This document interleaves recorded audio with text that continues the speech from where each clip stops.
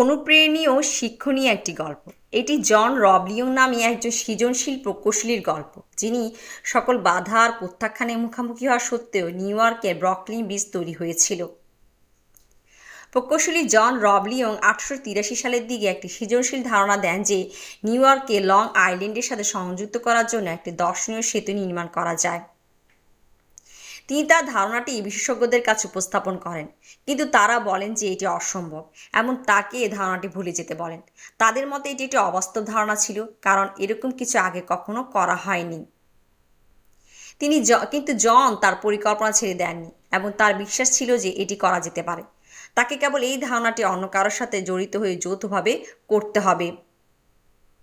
কিছুদিন পর তিনি তার ছেলেকে, একজন আগত প্রকৌশলী, বোঝাতে সক্ষম হন যে এই সেতুটি তৈরি করা যেতে পারে।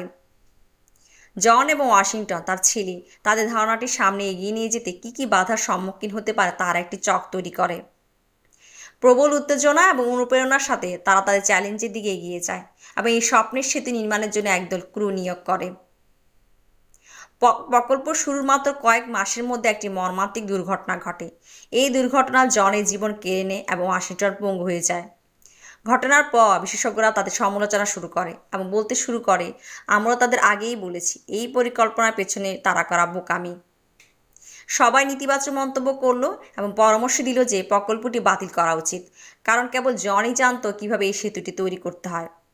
এত নেতিবাচক মন্তব্যের পরেও প্রতিবন্ধী ওয়াশিংটন নিরুৎসাহিত হননি এবং এখনও ব্রিজটি সম্পূর্ণ করার ইচ্ছা পোষণ করতেন। তিনি তার বন্ধুদের এবং ক্রুদের অনুপ্রাণিত করার চেষ্টা করলেন, কিন্তু ঘটনার পর সবাই ভয় পেয়ে যায়। একদিন যখন তিনি তার বিছানায় শুয়েছিলেন, তখন তার মনে হলো যে জানালা থেকে আসা আলো তার জন্য বার্তা নিয়ে এলো, হাল ছাড়বে না। এটি তাকে অনুপ্রাণিত করলো।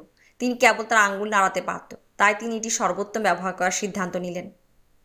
সময়ের সাথে সাথে তিনি ধীরে ধীরে তার আঙ্গুলগুলি নাড়াচড়া করে তার স্ত্রীর সাথে যোগাযোগের একটি কোড তৈরি করলেন। একদিন আঙ্গুলে নাড়াচড়া করে তিনি তার স্ত্রীকে ইঞ্জিনিয়ারদের ডাকতে বলল। আঙ্গুল দিয়ে একই পদ্ধতি ব্যবহার করে তিনি তার স্ত্রীর সাথে যোগাযোগ করতে লাগলেন এবং তাকে বলতে লাগলেন যে প্রকৌশলীদের কী করতে হবে।